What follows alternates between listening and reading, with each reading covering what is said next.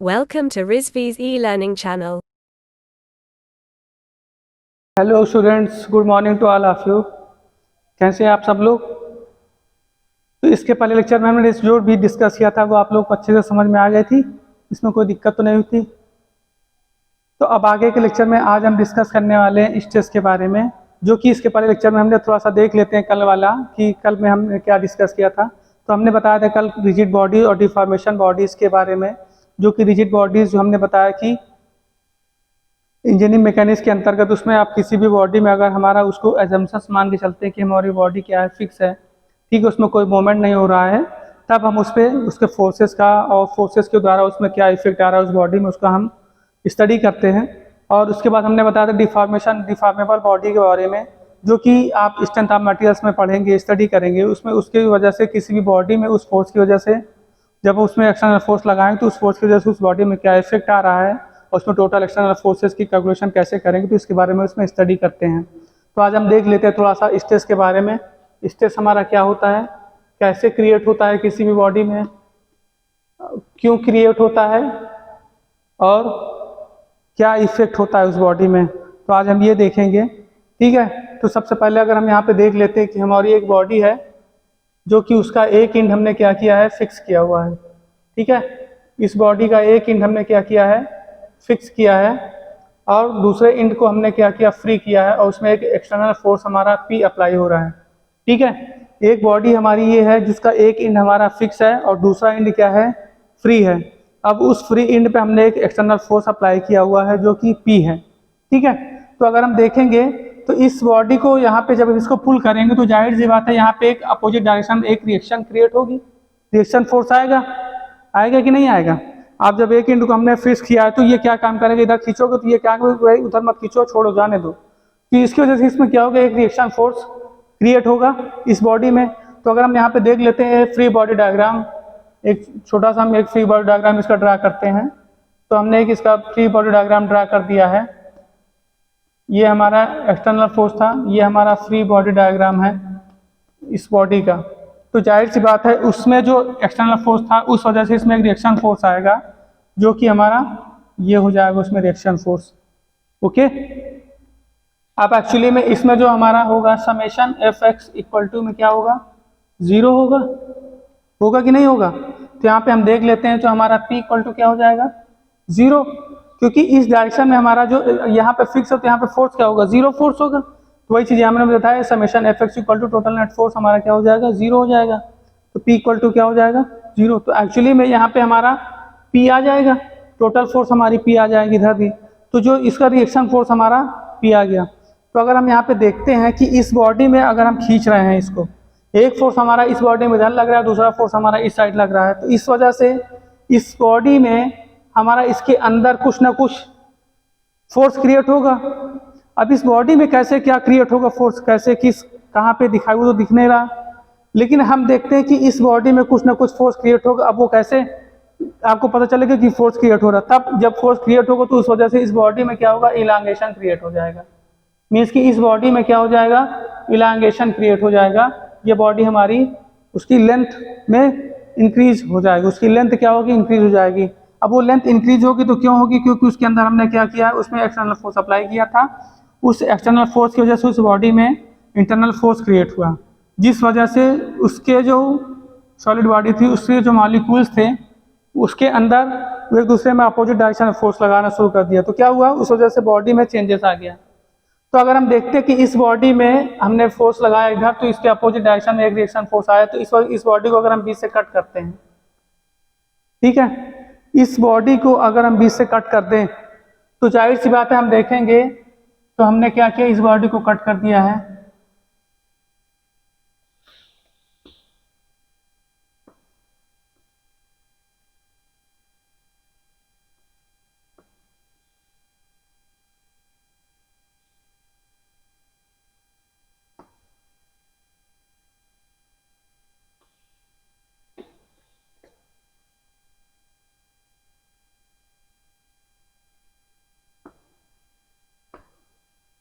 इस बॉडी को जब हमने बीच से कट कर दिया तो इसमें कई सारे फोर्स आपको दिखाई देंगे। ये हमारा वही था एक्सटर्नल फोर्स। जब हमने इसको बीच से कट किया तो इसमें आप देखेंगे कि इसके अंदर कई सारे इंटरनल फोर्सेस क्रिएट हो जाएंगे। ठीक है, अब वो क्यों? क्योंकि इसमें हमने बाहर एक्सटर्नल फोर्स लगाया तो उस बॉडी के अंदर एक्चुअली में इस बॉडी में मान लो ये हमारी एक बॉडी है, इस बॉडी में हमने एक साइड मान लो हमने फोर्स लगाया, अब ये बॉडी दोनों साइड से फ्री है तो हमने इससे तो इधर से फोर्स लगाया तो क्या आप देखते हो कि इसके अंदर क्या एक्सटर्नल इंटरनल फोर्स क्रिएट होगा? नहीं, बिल्कुल भी क्रिएट नहीं होगा इसके अंदर। क्यों? क्योंकि ये बॉडी हमारी फ्री में है, ये मूवमेंट में है, तो इस पर हम ये फोर्स लगा रहे तो बॉडी हमारी पूरा मूवमेंट में जा रही, तो इसमें कोई इंटरनल फोर्स क्रिएट नहीं होगा इस बॉडी के अंदर का। और जब इसको हमने एक इंच से दोनों से इंच से हमने इसको पकड़ के खींच रहे हैं, पुल कर रहे हैं, तो ये देखेंगे इसके अंदर जब इसको कट करो तो कई सारे आपके इंटरनल फोर्स इसमें दिखाई देंगे। ठीक है, इस बॉडी के अंदर कई सारे इंटरनल फोर्स क्रिएट दिखाई देंगे। तो वही चीज यहाँ पे था कि इस बॉडी को हमने कट किया तो इसमें कई सारे इंटरनल फोर्सेस दिखाई दे रहे हैं। तो ये हमारे क्या है? इंटरनल फोर्सेस हैं।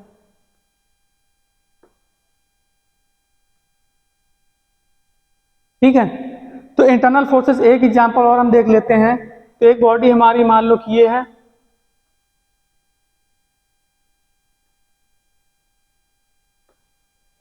इस बॉडी में हमारी एक अंदर क्या है? एक स्प्रिंग हमने यहाँ पे दिखा दिया है, पॉइंट बी है, ये पॉइंट ए है, ये हमारे यहाँ पे इंटरनल एक्सटर्नल फोर्स है। ठीक है, अब इस बॉडी के अंदर हमने पता है कि ये बॉडी हमारी कई सारे मॉलिक्यूल से मिलकर बनी हुई है, कई सारे इसमें मॉलिक्यूल्स हैं जो कि एक दूसरे से बॉन्ड बना के अटैच हैं। ठीक है, तो मान लेते हैं कि उस मॉलिक्यूल्स में एक स्प्रिंग है। ठीक है, स्प्रिंग के जैसे बिहेव करेगा मॉलिक्यूल्स, जो बॉडी होगी, अगर उस बॉडी में हमें एक एक्सटर्नल फोर्स अप्लाई करेंगे तो जाहिर सी बात है वो बॉडी हमारी एक स्प्रिंग की तरह बिहेव करेगा। जैसे एक स्प्रिंग होती है, आप स्प्रिंग को पकड़कर खींचोगे तो स्प्रिंग एक अपोजिट डायरेक्शन फोर्स लगेगा कि मेरे को जाने दो, मत खींचो। तो जैसे आप स्प्रिंग को छोड़ते हो तो फिर से स्प्रिंग हमारी पुरानी डायरेक्शन में ओरिजिनल अवस्था में वापस आ जाती है। तो सेम वैसे ही ये भी वही कोशिश कर रहा है कि आप इसको पुल कर रहे हो तो ये भी वही कोशिश कर रहा है कि मेरे को जाने दो, मेरे को मत खींचो। तो जाहिर सी बात है पॉइंट ए पर जब हम इसको पुल कर रहे हैं तो यहाँ पे एक फोर्स आएगा जो कि इस डायरेक्शन में फोर्स क्रिएट होगा। ये कहेगा मेरे को मत खींचो, छोड़ो, जाने दो, तो ये फोर्स हमारा इस डायरेक्शन में लगाएगा। तो यहाँ पे बी फोर्स क्या करेगा? इस डायरेक्शन में फोर्स लगाएगा इधर से, क्योंकि ये फिक्स है, तो ये यहाँ पे ये फोर्स लगाएगा इधर। तो इस वजह से इसमें क्या होगा? इस बॉडी में अंदर इंटरनल फोर्सेस क्रिएट हो गए। तो वही चीज यहाँ पे हमने बताया ही है कि यहाँ पे इस बॉडी में इंटरनल फोर्सेस क्रिएट होंगे। ठीक है, अब इस इंटरनल फोर्सेस, अब जैसे मान लो कि इस बॉडी को हमने कट कर दिया बीच से, तो यहाँ पे हमारा ये जो इंटरनल फोर्स है ये हमारा पी हो जाएगा एक्सटर्नल फोर्स, और ये हमारे यहाँ पे कई सारे फोर्स आपके इंटरनल फोर्स दिखाई देंगे ये। ठीक है, ये हमारा पी था, ये हमारे सारे क्या है? इंटरनल फोर्सेस हैं।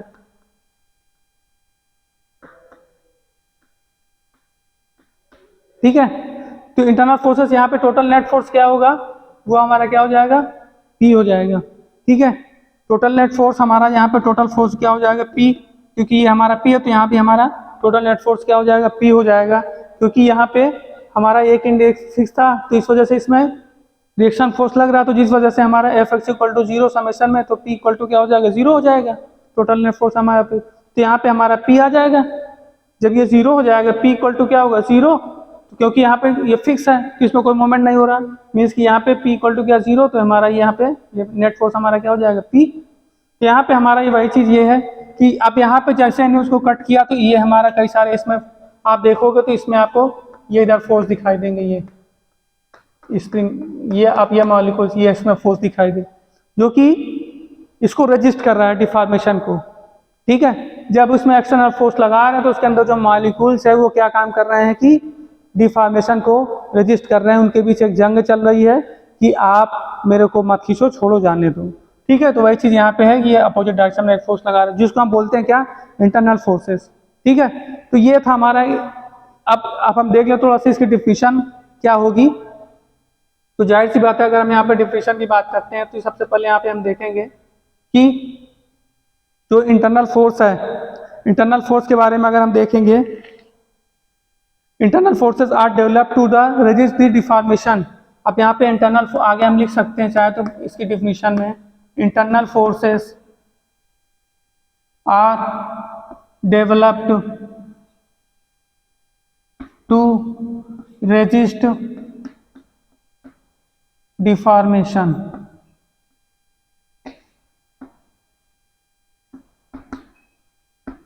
ठीक है, अब इंटरनल फोर्स डेवलप्ड हो रहा है, क्यों? क्योंकि वो उसको रेजिस्ट कर रहा है। उसके भी उससे जंग चल रही कि आप उसको छोड़ो जाने दो, तो इस वजह से उसमें इंटरनल फोर्स डेवलप्ड हो जा रहा है उसके डिफॉर्मेशन को रजिस्ट करने के लिए। कब? जब उसमें हम एक्सटर्नल फोर्स अप्लाई कर रहे हैं किसी भी बॉडी में, तब। ठीक है। अब दूसरा चीज हमने बताया कि stress is the measure of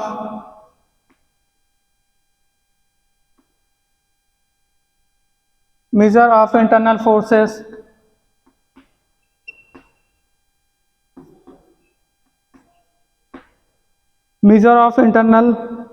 forces या हम कह सकते हैं internal resistance of the internal forces या इंटरनल रेजिस्टेंस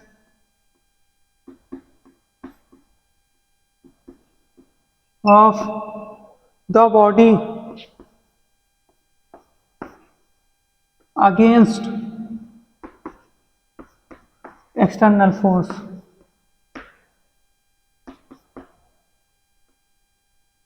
ठीक है।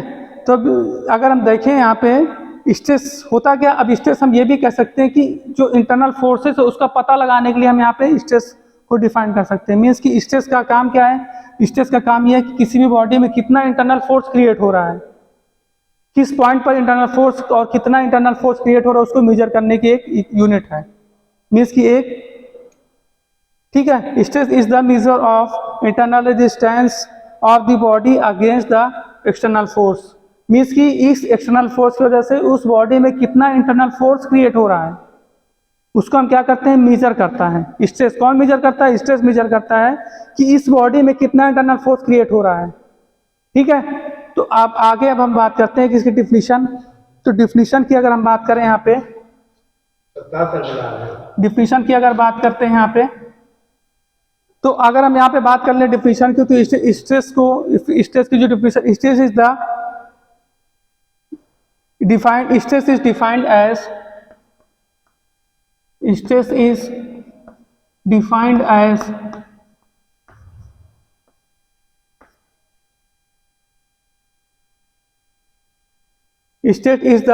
as internal forces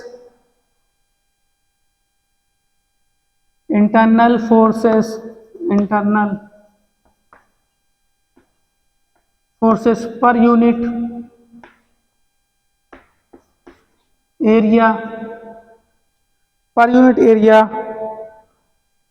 of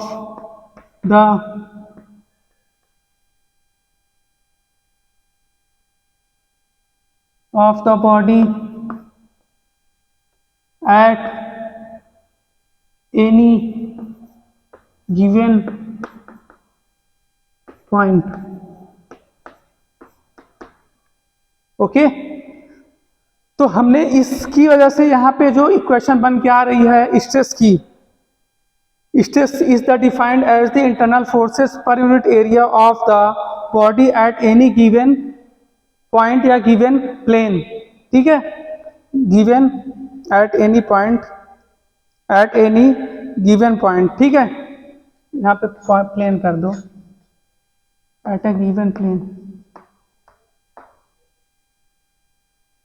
okay. तो ये था हमारा इसकी डिफिनीशन। तो इस वजह से इसमें जो स्ट्रेस की जो इक्वेशन निकल के आएगी, stress is equal to P. अब जाहिर सी बात है कुछ लोग ये लिख देते हैं सीधा, ये इसकी डिफिनीशन हो गई। अब एक्चुअली में जो इसकी डिफिनीशन बोलते हैं लोग कि stress is defined as the force per unit area, it is the ratio of force per unit area. ये बिल्कुल गलत डिफिनीशन है स्ट्रेस की।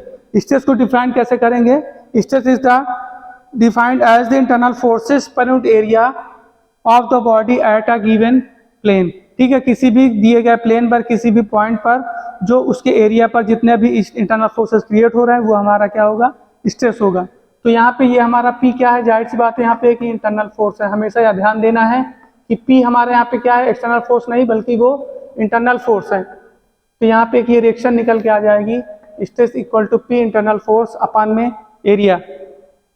तो आगे हम यहाँ पे देखते हैं इसकी यूनिट। तो इसकी यूनिट अगर हम देखते हैं तो पी की जो एसआई यूनिट है वो क्या होगी? न्यूटन होगी। एरिया की क्या हो जाएगी? Metre square. तो ये हमारा इसका यूनिट हो गई न्यूटन पर मीटर स्क्वायर। इसको हम क्या कह सकते हैं? पास्कल कह सकते हैं। ये क्या है, हमारी एसआई यूनिट हो जाएगी। बट हम किसी भी स्ट्रेस को न्यूटन पर मीटर स्क्वायर में डिफाइन नहीं करेंगे ना, तो इसमें कहीं भी किसी भी प्रॉब्लम में इसको प्रॉब्लम जब हम सॉल्व करेंगे तो उसको न्यूटन पर मीटर स्क्वायर या फिर पास्कल में नहीं लिखेंगे। हम इसको लिखेंगे कैसे, तो अगर हम देख लें यहाँ पे न्यूटन पर मीटर स्क्वायर है तो 1 newton per mm square equal to 1 newton per mm square equal to हम यहाँ पे कह सकते हैं 1 इंटू 10 की पावर 1 न्यूटन हमारा वैसे ही है, 1 mm में कितने मीटर होंगे, 10 की पावर -6, 10 की पावर -3, उसका स्क्वायर करोगे तो 10 की पावर -6 हो जाएगा, तो 1 इंटू 10 की पावर -6 मीटर स्क्वायर हो जाएगा। ये हो जाएगा क्योंकि 1 mm में कितने मीटर होंगे, 10 की पावर -6, यहाँ पे स्क्वायर है तो आप उसको स्क्वायर कर दोगे 10 की पावर -6 हो जाएगा। आप इसको ऊपर ले जाओगे तो क्या हो जाएगा, 1 इंटू 10 की पावर -6 है तो यहाँ पे 6 हो जाएगा, न्यूटन पर मीटर स्क्वायर हो जाएगा। होगा, ये होगा, कोई डाउट नहीं है इसमें। अब यहाँ पे हम देख रहे हैं न्यूटन पर मीटर स्क्वायर क्या है, न्यूटन पर मीटर स्क्वायर पास्कल है, तो यहाँ पे हम कह सकते हैं 1 इंटू 10 की पावर 6 पास्कल। इसको हम कह सकते हैं आगे 1 इंटू 10 की पावर 6 क्या, मेगा, तो यहाँ पे हो जाएगा मेगा पास्कल। ठीक है, किसी भी बॉडी का जो स्ट्रेस होगा हमेशा किस में डिफाइंड होगा, वो मेगा पास्कल में डिफाइंड होगा। ओके, किसी भी बॉडी का जो हमारा स्ट्रेस होगा वो ऑलवेज मेगा पास्कल में डिफाइन करेंगे, ना कि उसको न्यूटन पर मीटर स्क्वायर में डिफाइन करेंगे। ठीक है, जब आप क्वेश्चन में आप प्रॉब्लम सॉल्व करेंगे तो वहाँ भी आपको मेगा पास्कल में दिया रहेगा, आपको उसको कन्वर्ट करना है, आप चाहे वो उसको मीटर में कन्वर्ट कर लो चाहे फिर मिलीमीटर में कन्वर्ट कर लो। ठीक है, तो ऑलवेज जो हमारा स्ट्रेस होगा किसी भी बॉडी का वो मेगा पास्कल में ही डिफाइंड होगा। ओके, तो आज के लिए गाइड हमारा ये था कि स्ट्रेस को आप एक बार इसको अच्छे से देख लीजिएगा, इसके डिफिनीशन को आप थोड़ा सा देख लीजिएगा, क्योंकि अक्सर लोग डिफिनीशन इसकी गलत कर देते हैं। तो डिफिनीशन में ज़्यादा थोड़ा सा ध्यान से देखिएगा, और इसके बाद इसका जो यूनिट कन्वर्जन है ये भी आप इसको देख लीजिएगा, मोस्टली इंपॉर्टेंट है। आगे इसमें छोटे छोटे प्रॉब्लम्स आएंगे, वो भी आपको सॉल्व करने में थोड़ा सा हेल्प मिलेगी। ठीक है, तो ये था हमारा आज का। आगे लेक्चर में हम आगे डिस्कस करेंगे लोड्स के बारे में, टाइप्स ऑफ लोड्स। ठीक है, ओके, थैंक यू।